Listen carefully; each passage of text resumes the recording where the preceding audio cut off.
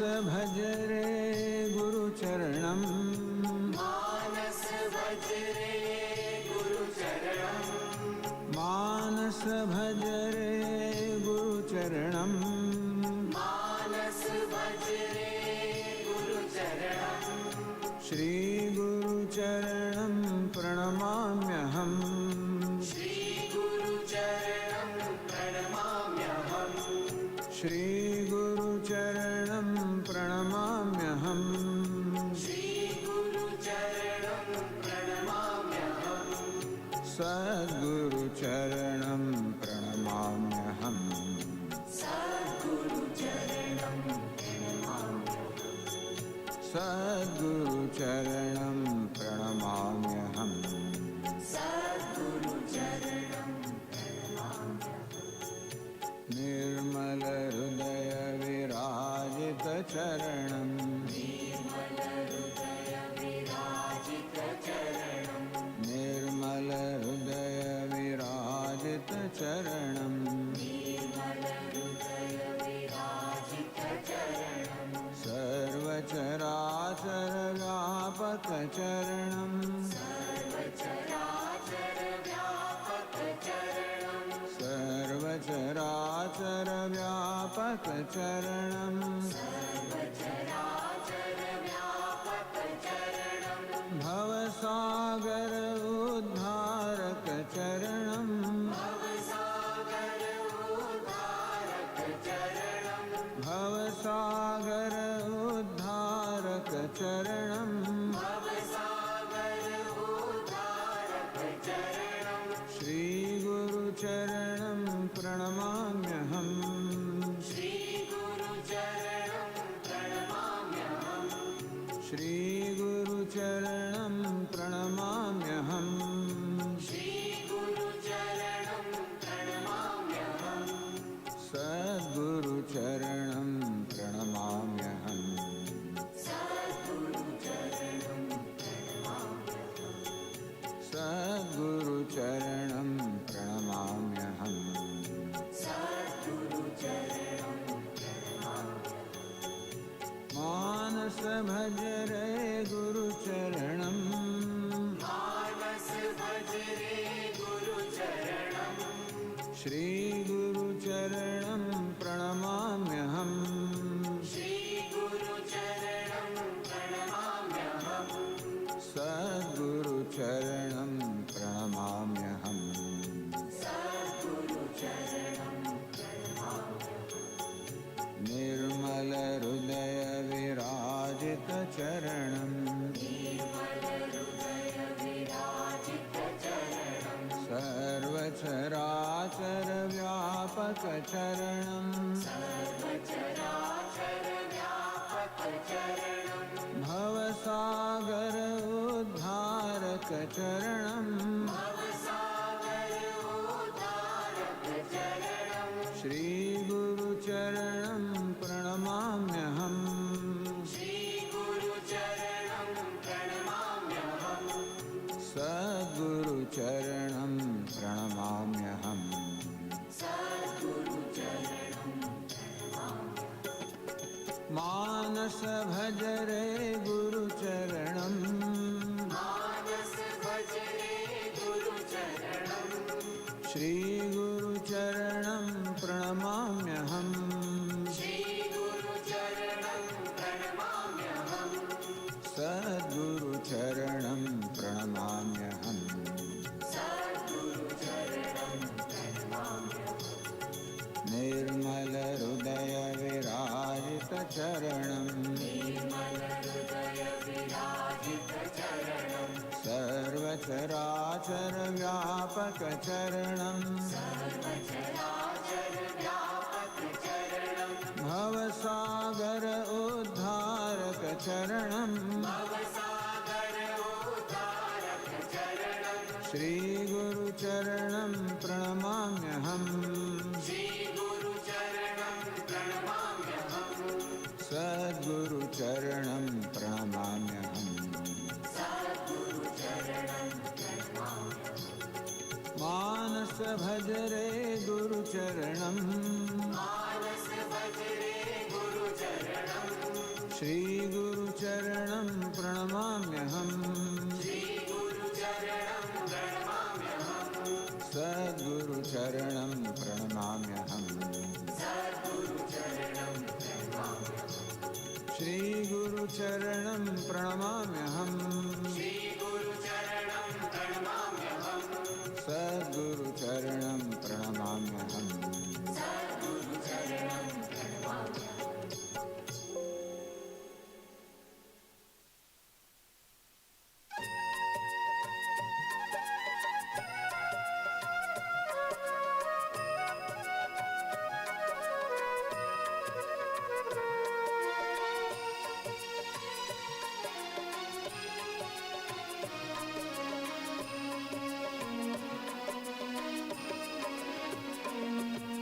नटन कलाधरा नटन मनोहरा नटन कलाधरा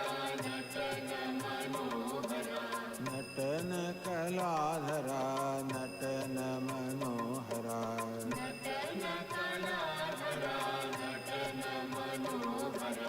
मुनि जन वंदित गंगाधरा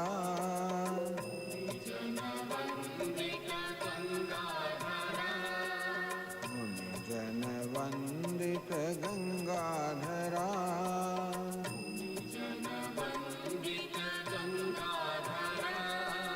गंगाधरा हर गंगाधरा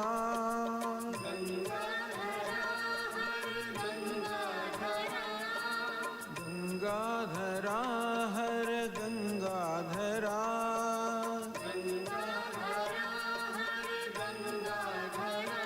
शिव गौरी मनोहर गंगाधरा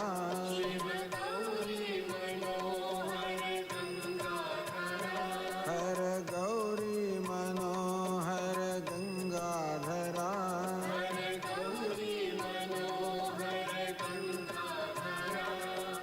नटन कलाधरा नटन मनोहरा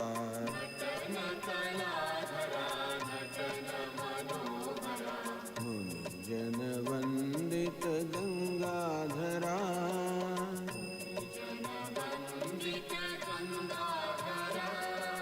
गंगाधर गंगाधर हर हर गंगाधरा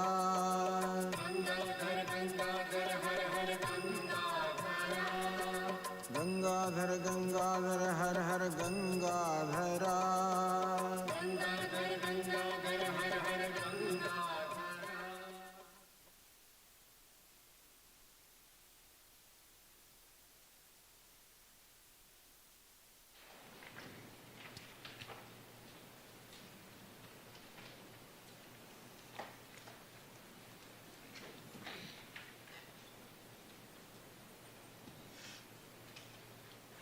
Om Sahana Bhavatu Sahana Bhunaktu Sahaviryam Karavavahai Tejasvinavadhitamastu ma Vidvishavahai.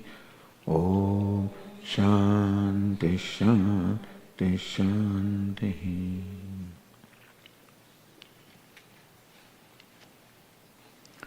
तस्मात् सर्वेषु कालेषु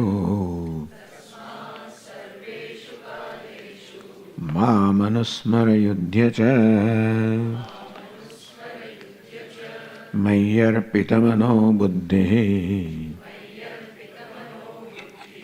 मामे वैश्यस्य संशयः.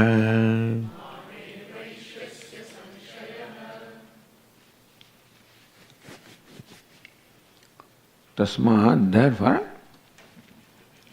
So what is meant by therefore? Because yam yam vapi smaran bhavam tyajatyante kalevaram. Because when a person departs from this body, whatever it is that he remembers, that's what he becomes. You said yante matihi sagatihi, whatever is mati, the thought at the end is what one becomes. This is a very important thing that Lord Krishna is saying. So you can see how much thinking has been given to the death also. A lot of thinking. In fact, this process of death is described in the Upanishads also in several places. And sometimes the process of death, what stages take place, etc. But death is a very important event because it's a station which determines what the next destination is going to be. And since what happens at the time of death has to be determined by the way we live, therefore, tasmat, hey Arjuna, sarveshu kaleshu, at all the time, ma manusmara yudhyacha. Now this is a tall order to remember Lord all the time. Because we have many things to remember, After all, Ishvara is one of the things. But for me, for a person, the family is important, his future is important, his insurance is important, his bank account is important, his impression, image is important. So many things are important to us in our life. And what is important gets our attention. It's not that we even try to think of something, but what is important automatically occupies my attention. Therefore, we have to spend time to make sure that Ishvara is the most important thing to me. And that what I am seeking through everything ultimately is this only. Even though at the moment I may think that what is most important is my power, prestige, or etc. But when we analyze what it is that we want, we find that we cannot be satisfied with anything that we think is a goal of life. It may remain important to us as long as we have not achieved it.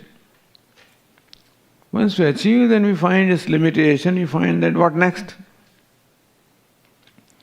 So this what next never stops unless we properly give thought to that. I must have told you this anecdote of Swami Vivekananda. They was traveling, I guess, from United States to India in ship. He was a very famous person already, and so everybody would go to him for satsang, etc. And Swamiji saw that one young man was avoiding him. And so he approached him. He said, "How are you and where are you? Where are you going?" "To United States." "Then what?" "I'll go to college." "Then what?" "I'll become a doctor." "Then what?" "I'll start practice. I'll earn money." "Then what?" "I'll get married." "Then what?" "I will have children." "Then what?" "I'll retire." "Then what?" "What do you mean, then what, then what, then what?" "Then what?" "I'll die." "So are you doing all of this just for dying? Is that the purpose of your life? Or does life have any other purpose?" That's how the young man was made to think. That you just look one step ahead, that right now I'm in the college, so I must pass exam, I should do this, I must get admission here, then I must get this job, that's all we can think of. One step at a time. That may be so. But the one step at a time must be taken in the right direction, is it not so? And one step at a time is taken in the right direction, provided the destination is clear in my mind. And so he just thought one step at a time. Then, so Lord Krishna gives here what is the goal? Mamanusmara. You constantly remember me because let me be your goal. It is not just remembering Ishvara, only when it is important to us that it becomes possible to remember him.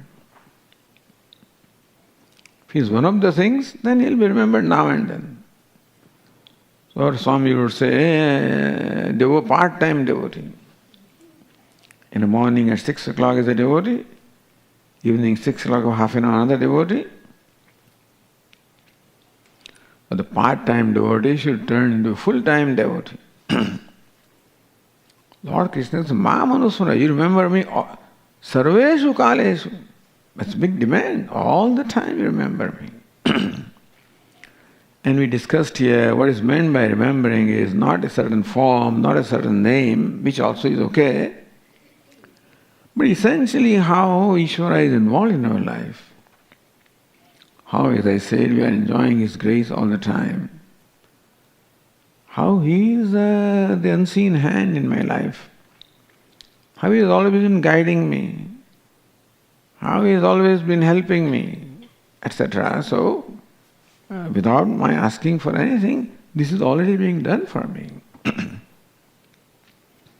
And that way, more we understand or recognize the importance of Ishvara in our life, the value of Ishvara in our life, easier it will become to remember Him. Maya arpita mano buddhi. The result is you become one. Maya arpita manaha buddhi yasya. You become one whose manaha, mind and buddhi, the intellect will be maya arpita, will devote it to me, will be dedicated to me. So you will become one whose mind and intellect, both of them are dedicated to me. So that's how you should become. The purpose of remembering is, this is of course bhakti. So purpose of remembering Ishvara is that our mind and intellect, both of them ultimately become dedicated to Him. Mind means emotional faculty and intellect means the thinking or the intellectual faculty. So buddhi or the intellect becomes devoted to Him when I dedicate my buddhi to think about Ishvara. How He is the abhinna nimitta upadana karanam, He is the creator and the creation, He is the intelligent cause, He is the material cause. Or in many ways Lord Krishna has provided and will provide in Bhagavad Gita the ways of thinking about Him. Mattah parataram nanyat kinchidasti dhananjaya. Hey Dhananjaya, there is nothing other than me in this universe. Edad yonini bhutani sarvani tipadharaya aham krishnasya jagatah prabhavah pralayasthatha. Aham krishnasya jagatah prabhavah. Recognize that I am the origin of the universe. Pralayaha, everything merges back into me and everything is sustained by me. So more we understand Ishvara, as taught here in the Bhagavad Gita, more we will see that all that is Him ultimately. Whatever Swamiji was very fond of repeating is, all that is Ishvara. Mattah paratam nanyat kinchidasi dhananjaya. Hey Dhananjaya, there is nothing other than me. That people think that the creator is different, creation is different. Says, no, the creator also I am and creation also I am. The intelligence also I am, the material also I am. Whatever it is I am. In that way, I am the self of all, I am all pervading. So in many ways Lord Krishna has described who He is. And we will continue because it is the main theme of the Bhagavad Gita. Main theme of the scripture is Ishvara. And here Ishvara Himself is unfolding His nature. And so enough material has been given so far to think about or contemplate on Ishvara. And it will Lord Krishna will continue to give that in various ways. Maya arpita mano buddhi. That your mind or emotion also should be dedicated to me. That you should love me. Buddhi, you should know me. With the heart, Arjuna, You should love me with your intellect. You should know me. That is how you apply your buddhi as to what is the nature of Ishvara, how, and how is it the maker, how is the material, how is one without a second. And then, how he is the love comes when we realize that we are enjoying his love also. How he always takes care of us. That is where the emotion comes. Knowing him one without a second, this, that, and so is all right. But how he is intimately involved in my life all the time. So how I am enjoying, how he cares for me, and it's amazing how he's whatever he is, that he cares for every entity. If you look at the creation also, you find how everything, necessities provided for every creature.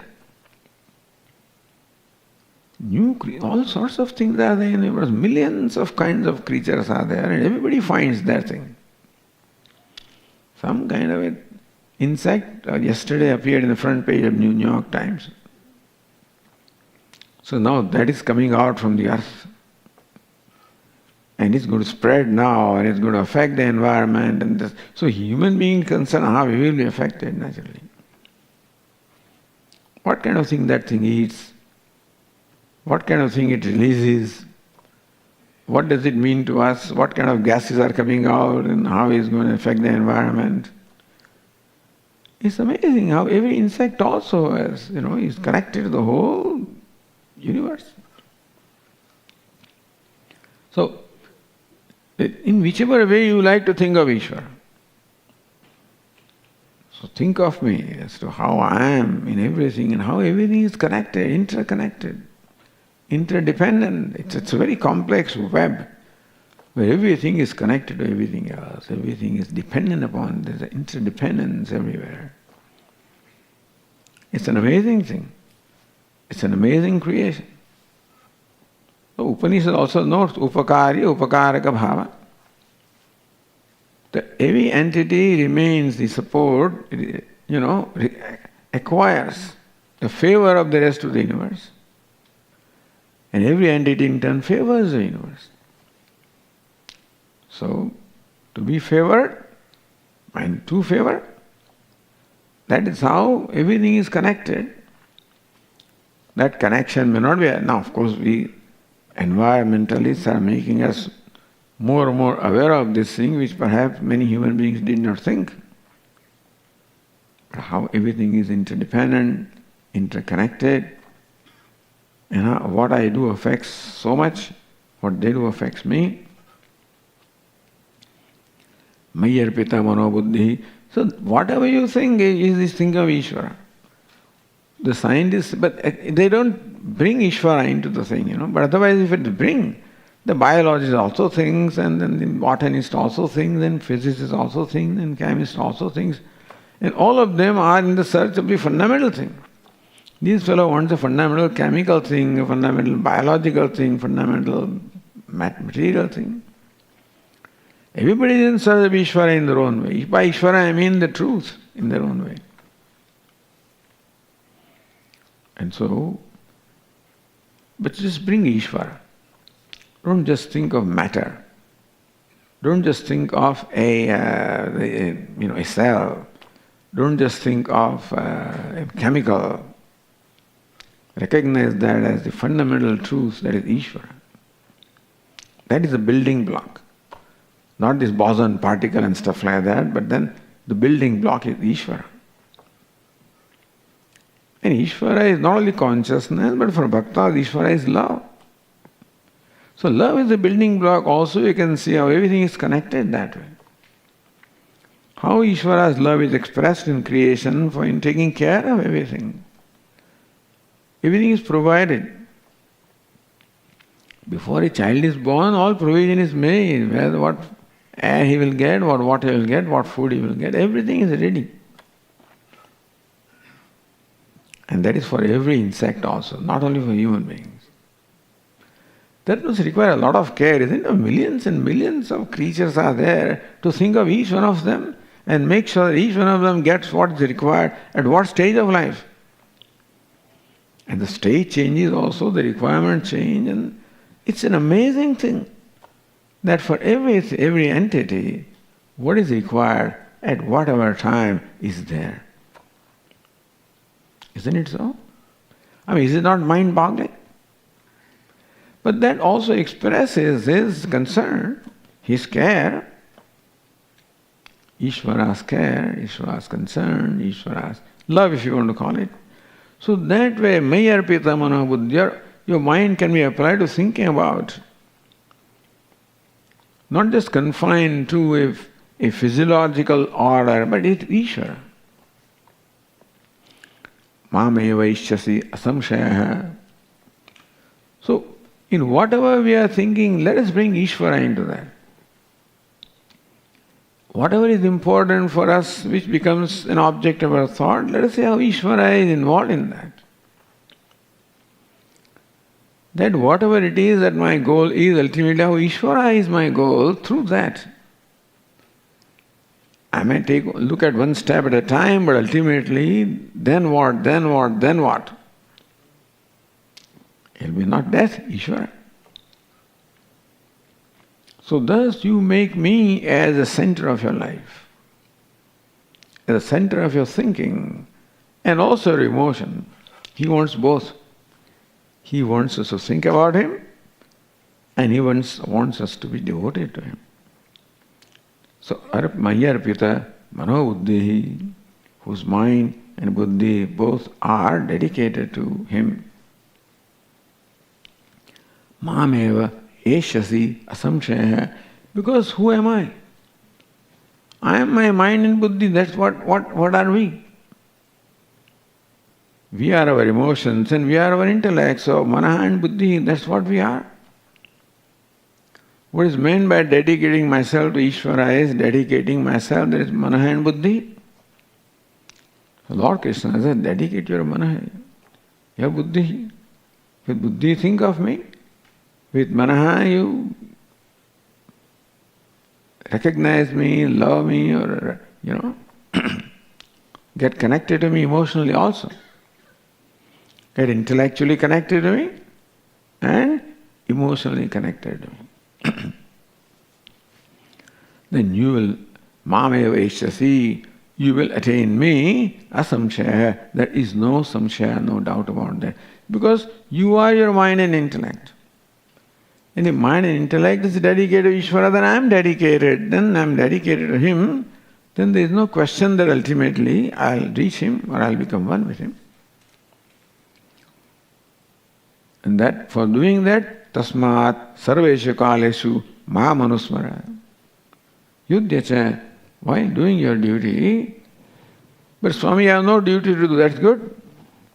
Anusmara, important is not yudhyacha. While doing your duty, remember me. Remembering is important. Yudhyacha, if you have to fight, you fight. That is chakara there.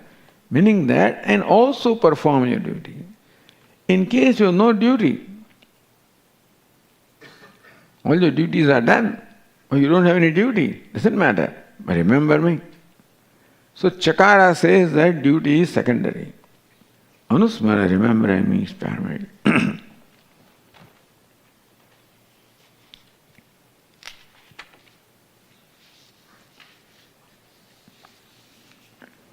So how to remember him now? Lord Krishna gives us the method. Because here Lord Krishna describes a yogi. And a yogi ultimately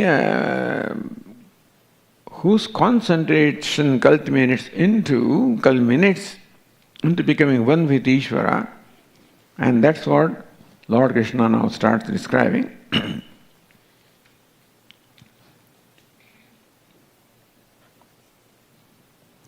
Abhyasa yoga yuktena Chetasana gamina Paramam purusham divyam Yati parthanu chintayan.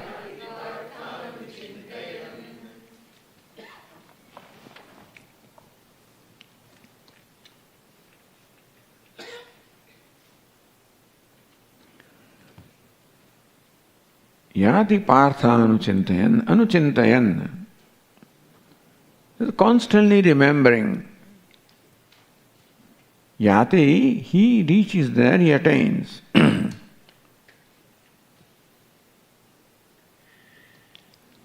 So how Lord Krishna says, Abhyasa yoga yuktena. Abhyasa means to repeat. In Sanskrit, Abhyasa means to repeat. Those who have studied grammar know Abhyasa. Sometimes the first letter is repeated. So bhu, babhuva, etc. So bhu, bhu, bhabhu, babhuva. So when a letter is repeated in grammar, it's called Abhyasa. But Abhyasa means repetition. Abhyasa yoga. To repeat it itself is a yoga. So the yoga of the nature of Abhyasa. What is Abhyasa? Repeating. Repeating Ishvara. Mam Anusmara, Lord Krishna said, may you constantly remember me, that itself is Abhyasa. Abhyasa yoga yukta yuktena, one is endowed with the yoga of Abhyasa, where Abhyasa itself is meaning that one was endowed with the constant remembrance of me. Chetasa nanyagamina. And the remembrance of the Lord ultimately culminates in a state of mind where the mind automatically thinks only of the Lord. Nanyagamina, where the mind does not go anywhere. No, that is the result of a long practice. But the mind does not go anywhere when the mind discovers a joy in remembering.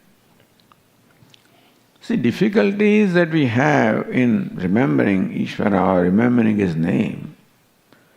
Swamiji, my mind gets distracted, it's understandable.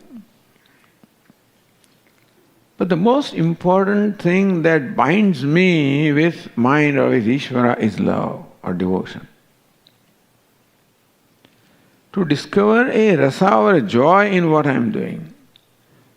So we do things all right. We do japa, repeat his name and do puja, etc. But then sometimes it just does, Swamiji, I started with Hanuman Chalisa, Sri Guru Charana, and then at the last I remember, it's all over.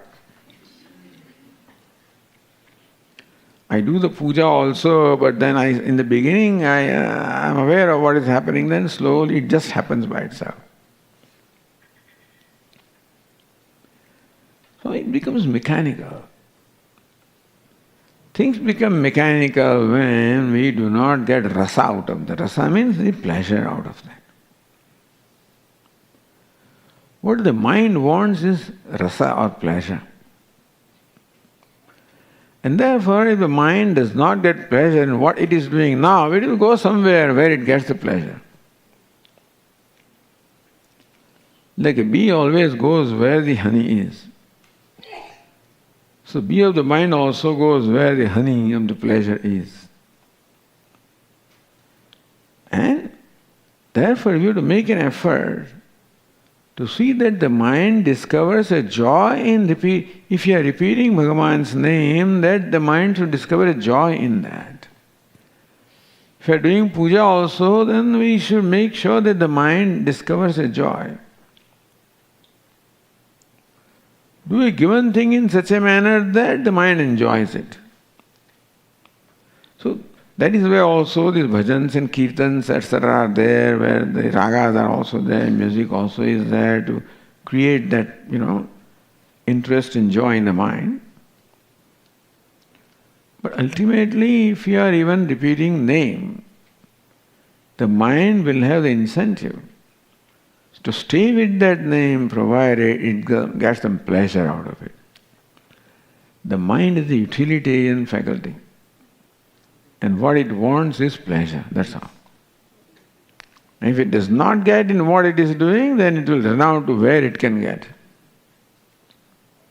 And therefore we find difficulty in focusing our mind or concentrating our mind. So therefore, Swamiji, which mantra is best? Gayatri mantra is best? Which mantra is best? That mantra is best for you, in which you find happiness or joy or pleasure. So, Swami, how do I do that? Well, how do I discover bhakti for Lord Shiva? I said there is something called Shiva Purana. The Purana describing the glories of Lord Shiva. So that's the way to discover bhakti. Mahatma Jnana Purvastu Sudrudaha Sarvatodhikaha Sneha Bhakti Riti Khyataha Yaya Muktir Nachanyatha. So that sneha or affection is called bhakti, which is born as a result of Mahatma Jnana. By knowing the Mahatma, the greatness of the Lord, our mind becomes fascinated by something that is great or inspiring. So may the mind be exposed to the glories of the Lord. Mahatma Jnana Purvastu. And that's usually the case with the mind, that we always revere something that is glorious, something that is inspiring. And of course, Bhagavan possesses all those glories. And therefore, in order to discover some interest, please learn more and more about that Devata. If it is Om Namah Shivaya, then go to Shiva Purana. Many of the beautiful stotras are there, which describe the beauty and glory of Lord Shiva. Describe his exploits, describe his greatness. And that is what will inspire the mind. So whatever is the Ishta Devata, if it is Lord Vishnu, Lord Krishna, Lord Shiva or Devi, thank God that we have Purana for every Devata, dedicated to every Devata. With Ganesha, there is Ganesh Purana. Skanda, Skanda Purana. Vishnu, Vishnu Purana. Shiva, Shiva Purana. Devi, Devi Bhagavatam. You name it, and it is there.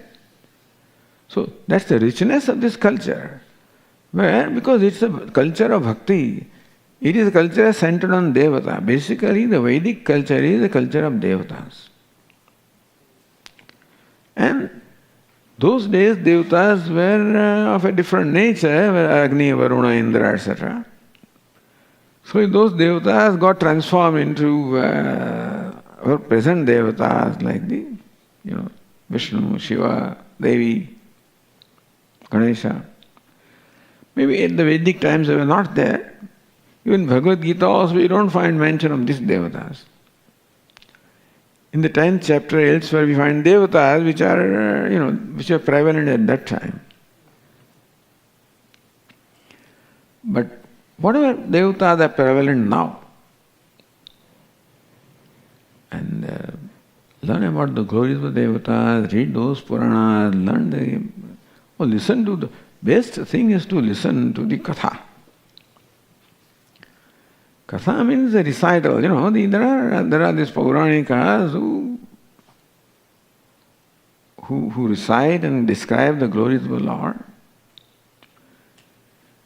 And this is just by the way, that you should listen to something from someone who really has not only the knowledge of it, but who enjoys that. So if you listen to the glory of Lord Shiva from a Pauranika or a Kathakara who enjoys that, and then so along with the Katha, his own joy and bhakti also is coming out. That is what will help touch you. These things should touch us, not here only, but then here. They should touch our feelings also. So therefore, Ma Manusmara Yudhya Cha, but then this is how we should associate with Ishvara. That idea is that when we utter the name, then our feelings or devotions are also invoked. Ideally, it's a devotee who is repeating the name. It's a devotee who is doing the puja. Oh, that is what we should slowly transform ourselves into.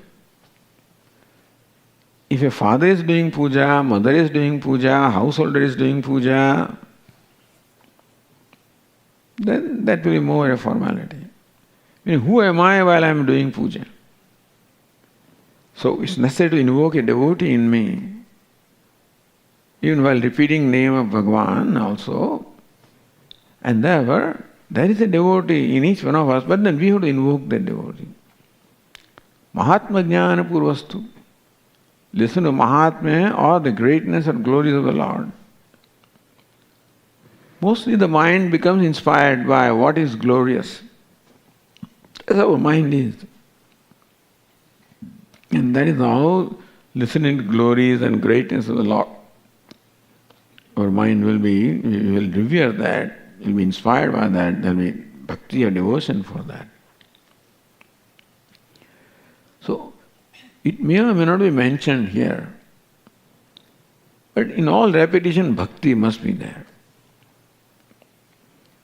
This looks like the concentration of mind and focusing the mind, etc., but that by itself is difficult.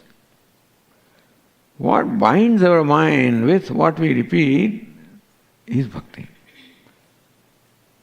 That is the bond. And so a bond must be created with Bhagavan.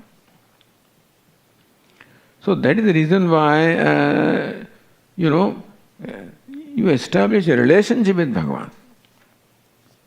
In the Vedic culture or Hindu culture, a devotee establishes, and I'm sure in every culture, a relation with Bhagavan, with the Father in heaven. Here we have many more options. Look upon Bhagavan as Father, look upon Him as Mother, look upon Him as even your child, look upon Him as your friend. All kinds of bhakti is there. Your master, your servant, father, your son, mother, your son or daughter. He is a servant. How about that? Some people, but then, Bhagavan comes in all forms. When you worship Hanuman, he is a servant. He may be my Bhagavan, but he is servant of the Lord. And so Bhagavan comes in all forms. So much variety is available in this culture. So much variety. Not just one Bhagavan. Otherwise it's like going to a party with only one dish. So you have so many gods and we have just one God, look at that. And that's true. It's like going to a party with a buffet with just khichdi, that's all there is. If you have 20 dishes, you can choose any one of them. So we have a feast here and we can choose any one of them. So some people like the glory, then there be a glorious Lord with all luxury, Lord Vishnu. Alankara Priya Vishnu. He loves Alankara and Lord Shiva is a simple one, Abhisheka Priya Shiva. He is happy with just a little water. Namaskara Priya Surya Bhanu. Namaskara Priyo Bhanu. Surya is happy with Namaskara. And there is a Devata on the earth, it's called Bhudeva. He is also a Devata. Brahmana, Bhojana, Prithas, Devatas are described in that verse. Alankara Priya, one Devata is Vishnu who loves Alankara or ornaments. Abhisheka Priya Shiva, another Devata is Shiva who enjoys bath. Namaskara Priyo Bhanu, there is Bhanu or Surya who enjoys Namaskara. This walking Devata on earth is Brahman, it's called Bhudeva. Brahmana, Bhojana Priya. So Bhudevata enjoys Bhojanam, And so please the Brahmanas by giving them good food. So some Brahmana, he took an exception to this. Brahmana bho janapriya. Brahmana bho janapriya. See, bhojana is now bho, hey you. Brahmana bho janapriya. Brahmana loves people. Anyway, so this is how you should know what they like and offer that. That's why every devata has their own likes and dislikes. And you must learn what alankara they like, what flowers they like, what food they like, what garments they like. And sometimes they threaten you. You offer this flower to Lord Shiva, you'll go to Naraka. Can't offer this to Devi. I said, I will not, So the thing is that you have to be, but certain things I'm always very more careful than others, So, but the thing is that every devata seems to have their own likes and dislikes apparently. But Swami, that makes it very complicated. In a way, yes, but in a way, that is so that you become particular, not just loose. That ye we take, you can offer this also, that also.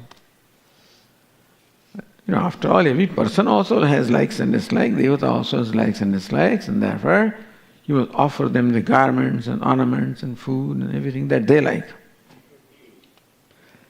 So why do they make it so? Why is this ritualistic religion? People have problem with rituals, Why in our religion there is so many rituals? I said, life is full of ritual, is it not so? You make tea, that's a ritual. You first boil water and then add sugar, milk, and then sugar and then tea. Some procedure is there. Because I started making, I first add sugar in the vessel and then later say, hey, it all got burnt. You have to add water first, and then sugar, and then milk, and then tea, etc. That's called ritual, is it not so? Everything in life is ritual. Why do you have a problem with rituals? In fact, when you serve food in my plate, it's a ritual. No, don't put dal there, put it here. Sabji here, roti here, that thing there. No, not that way. You can't eat it like this, no. You're trained, you must eat in a certain way. Don't spoil your whole hand. It should not beyond these two things, it should not be soiled beyond that, So Mother was right there, watching us, how you're eating. You take rice and then, no, take one little thing. Add dal, sabji, little more. So everything is a ritual. Because everything you should do properly. So worshipping Bhagavan also is a ritual.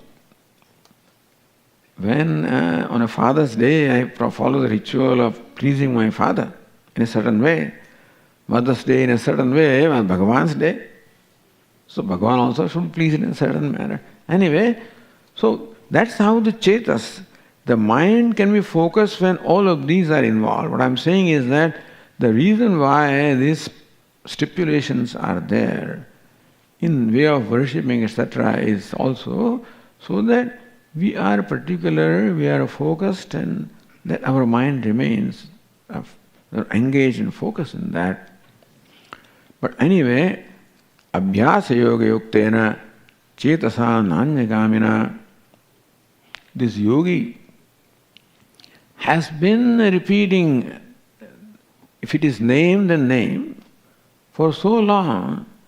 As I say, the repetition also should happen where it generates some interest. That is what binds my mind with that. So, nanyagamina, the mind which does not go elsewhere. That means that mind, now I don't want to make an effort. In the beginning, I have to make an effort to make sure that the mind is focused. Then ultimately, mind itself wants to remain there. When would that be? When the mind has discovered a rasa. Rasa means pleasure. So chetasa, nanyagamina, the chetas mind itself doesn't want to go elsewhere. Abhyasa yoga yuktena, this is done by a practice of a long time. When not just mechanically repeating. But idea is there when you focus your mind, discover an interest in that. Discover love for that. And that's how the mind wants to do that. Hopefully a time should come when mind wants to do that. Every day I have to, come on mind, do yoga, do pranayama, do this japa, but it's fine. Hopefully a day should come when my mind wants to do that. Chetasa nanyagamina, when the mind itself doesn't want to go elsewhere. Paramam purusham divyam yati partha anuchintayan. He partha anuchintayan, constantly thinking about that. Divyam paramam purusham yati. Here Lord Krishna presents a devata which is being described here. It is the worship of Saguna Brahma for this yogi, but it's not a form. See, we have what we call Saguna and Sakara, meaning that the Ishvara with virtues as well as with form. Like we have in a Vigraha, Lord Dakshinamurti, Lord Krishna, etc., where Akara also is there and the virtues are also there.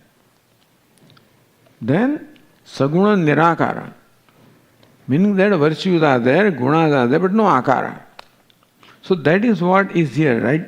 Those days still the worship in the form was not yet developed, or not there, but here Lord Krishna is describing the Lord with virtues, but without a specific form.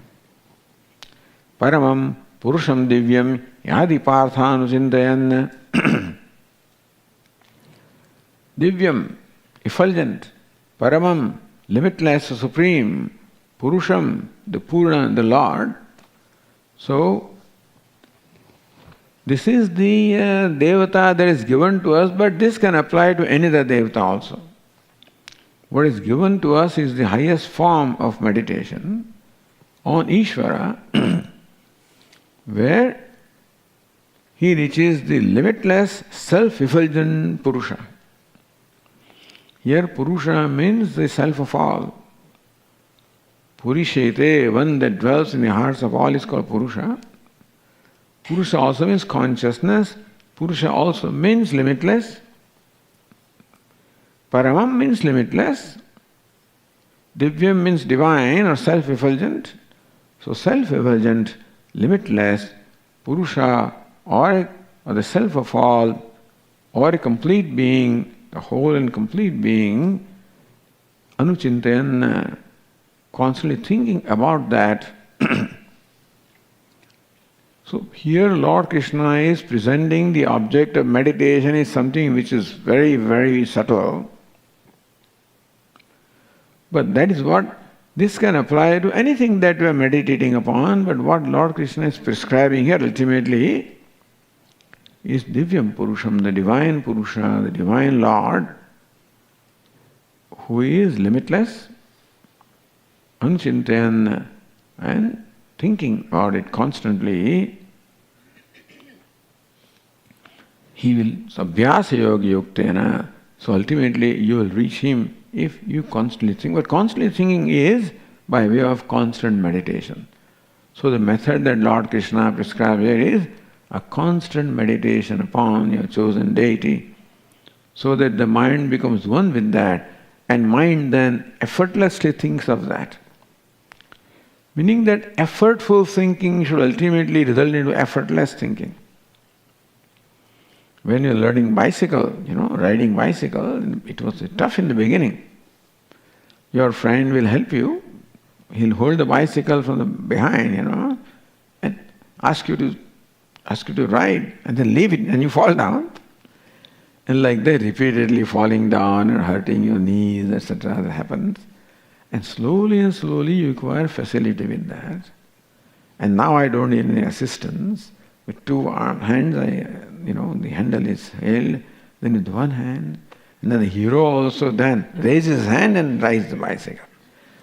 Meaning that how practice makes you perfect. So it makes it, ultimately, practice makes it effortless. So similarly also, this is constant thinking, constant meditation makes it effortless. That is when, so Nanyagamina, the mind doesn't go anywhere, meaning by itself remains focused upon the object of meditation.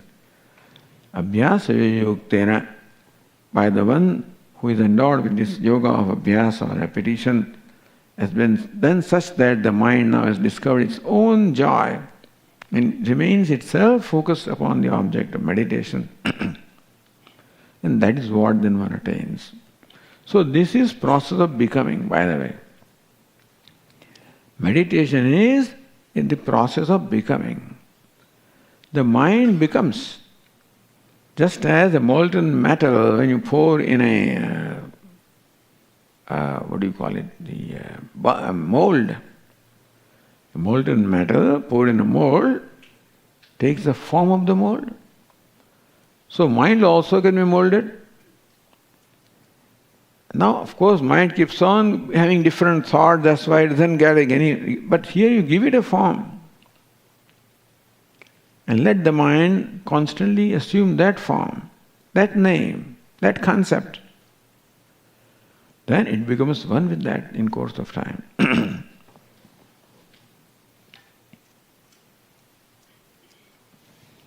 That Paramam Purusham,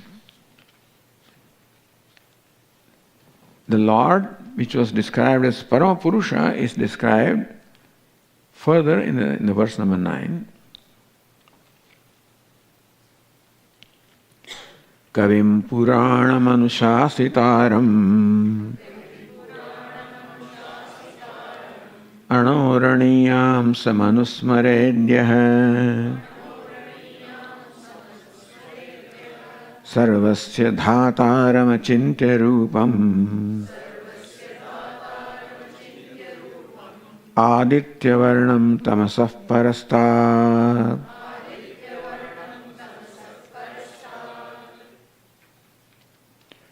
This is a description of the Lord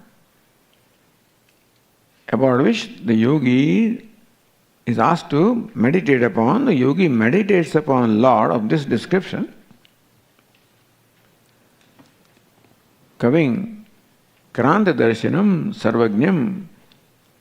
Kavi literally means poet, or Kranta Darshi, one who sees beyond. As it is, the poet sees beyond what we see. The poet sees also same mountain and river, and he describes that in some most amazing way which we never thought about. So that is called a Kavi Krantadarshi, who sees much more than what ordinary person sees. Meaning the one who knows everything is Kavi, Ishvara is Kavi, Sarvajna, all-knowing. Puranam, the ancient. Who is the most ancient one? Bhagavan. Because he was there before the creation also. In the state of pralaya, the dissolution, is lying down on a serpent bed with the whole universe in his stomach. He has swallowed the whole universe in his stomach and is lying down. And then a lotus arises, emerges from his navel.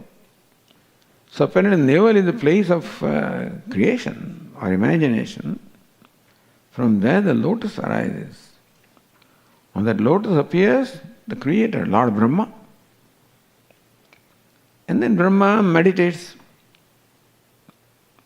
And Lord appears before him and gives him the knowledge of what to create, and Brahma creates. So therefore, he is there before the creation also. Puranam is most ancient. Chirantanam, always there. He is, because he was there before the creation, when creation was not. And he will be when the creation will not be, and he is when the creation is. So one of the names is, somebody pointed out, it's called Shesha. Well, Shesha is the name of a cobra, but Shesha also means residue, In the division, what remains is called Shesha. So when everything is gone away, he remains, Shesha. As the residue of the whole universe, is Ananta, is infinite, sustaining the whole universe. So Puranam, most ancient, when nothing was there, he was there, When nothing will be there, he will be there. Anushasitaram. Anushasita. Shasita, the ruler. The one who is ruler of all. One is controller of all. Because we see that the universe is ruled. Bhishasmad vatah pavate bhisho deti surya Bhishasmad agnischendrascha, says Taittiriya Upanishad. Bhishasmad vatah pavate, by whose fear the wind blows, under whose command the wind blows, under whose command the sun shines, under whose command the fire burns, under whose command the death does its job. Even death also, under his command. Mrityurudhavati panchamaha. Vishasmad vatah pavade, by his command the air blows, wind blows. Visho deti surya, by his command the sun rises.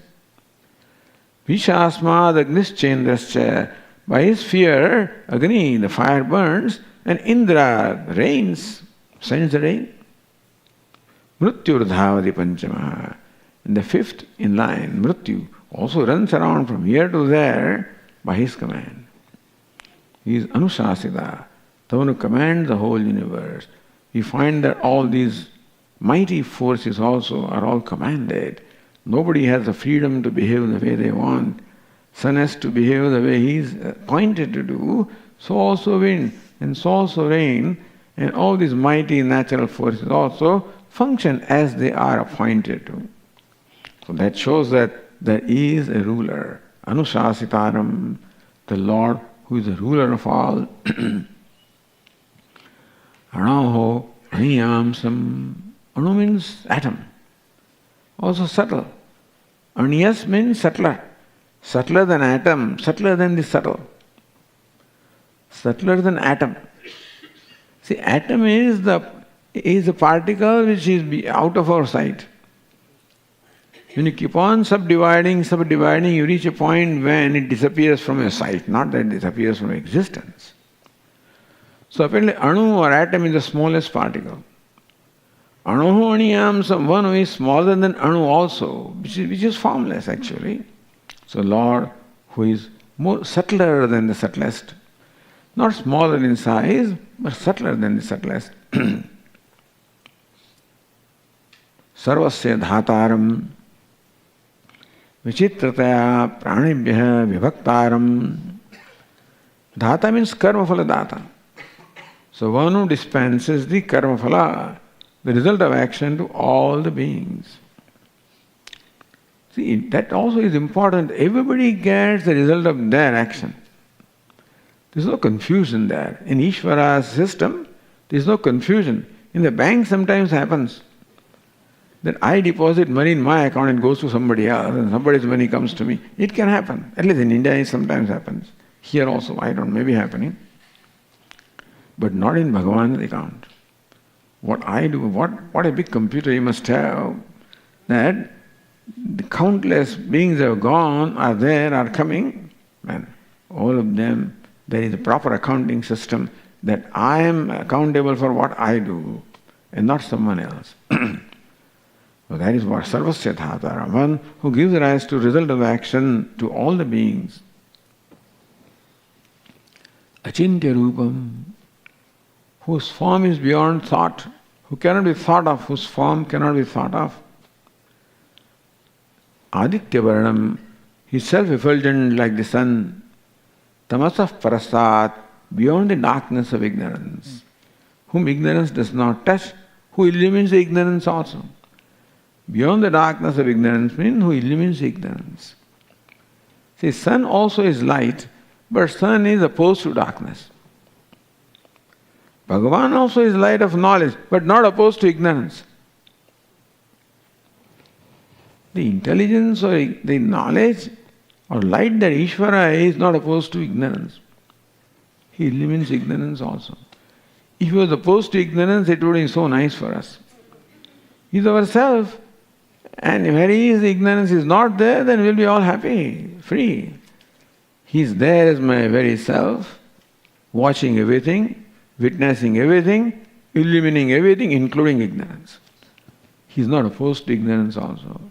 Meaning that it's not enough that I am Brahman, because Brahman is right there always, and then still, watching ignorance and watching me and living to me, whatever is my fate. So we have to make that Bhagavan. He is right now, he is equal to all. And therefore I have to make him specially favorable to me. So this Bhagavan must be made favorable to me. Then only things will happen. Bhagavan that is equal to all, what do I do with that? Nothing. He is equal to all. Good, bad, indifferent, whatever it is, I am self of all. I impart existence to everybody. That is all right. But I must be special to you.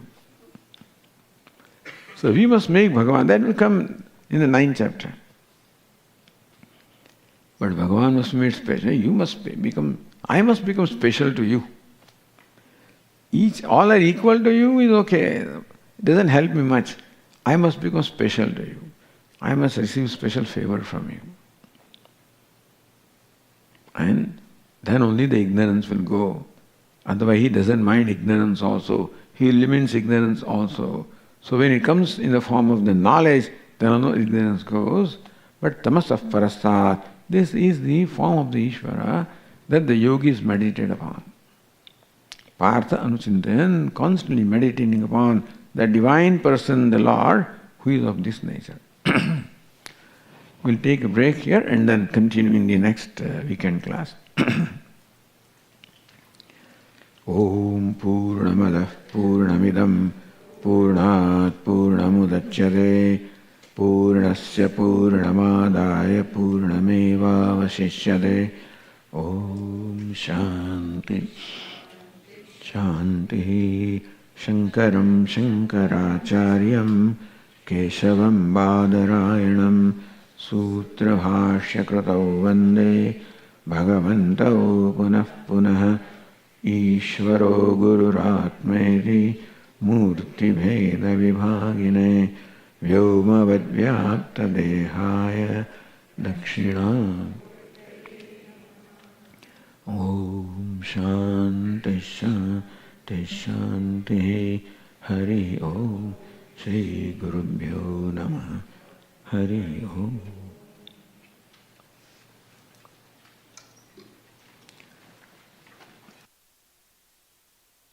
Indira ji has some little announcement to make. Please give a few minutes to her. So there she is. She has joined us and taking care of all our primarily the gift for a day, the patrons and all that, and many other things, but this is particularly what she's taking care of, and so she has something to say about that. Thank you so much, Swamiji. My pranams to Puja Viditatmananda Swamiji, under whose leadership, guidance and support we all could make great strides into this year, presenting ourselves on many world platforms, one being the UNO Bridging East-West, which has been appreciated by many countries, and we being not because we make any effort towards that, due to Swamiji's support, we could be the pioneering institute in the world where back-to-back Vedanta classes take place all through the year. So, and I thank Swamiji profusely. For this because of his initiative it is happening in this institute. In the whole world, I'm telling you, in this institute only it is happening like that. And I thank you all for your support. After last announcement, many of you came, updated your details with me about your address, phone numbers, and many of you updated your patron membership also. I request and encourage you all to please come and update your patron memberships also. And because of the overwhelming response that we are getting even from new patrons and new people, I thank everyone here today. Also, we got many new GFDs. Thank you so much. They all must be here. Thank you so much for supporting our organization like this. And for this, we actually have few updated benefits for the patrons. One, the new patrons are eligible now for 1 week long camp. They can attend it for free.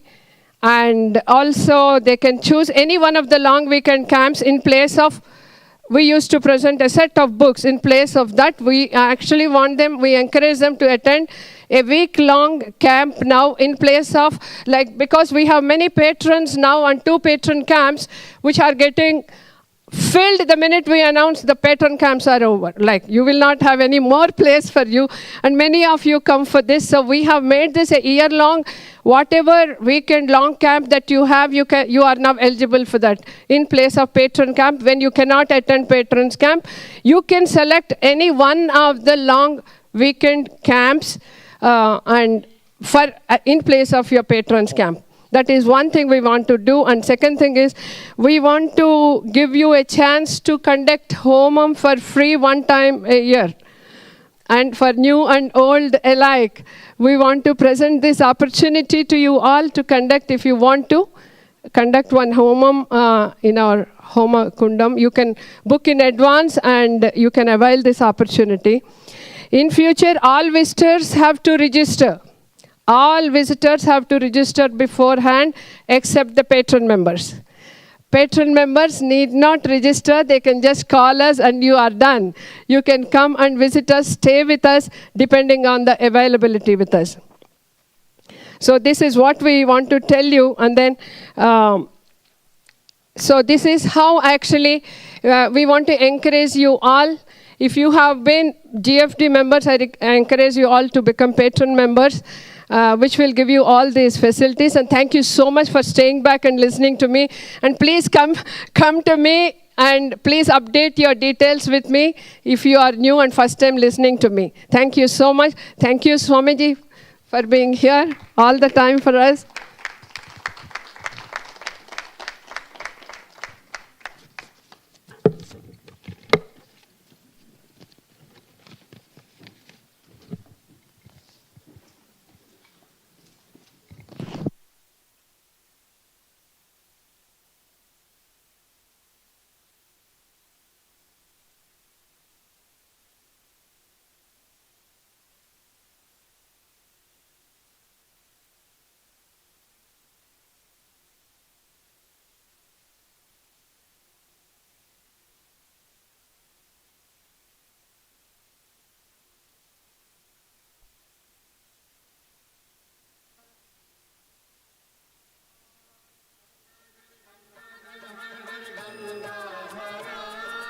Gangadhar Gangadhar Har Har Gangadhara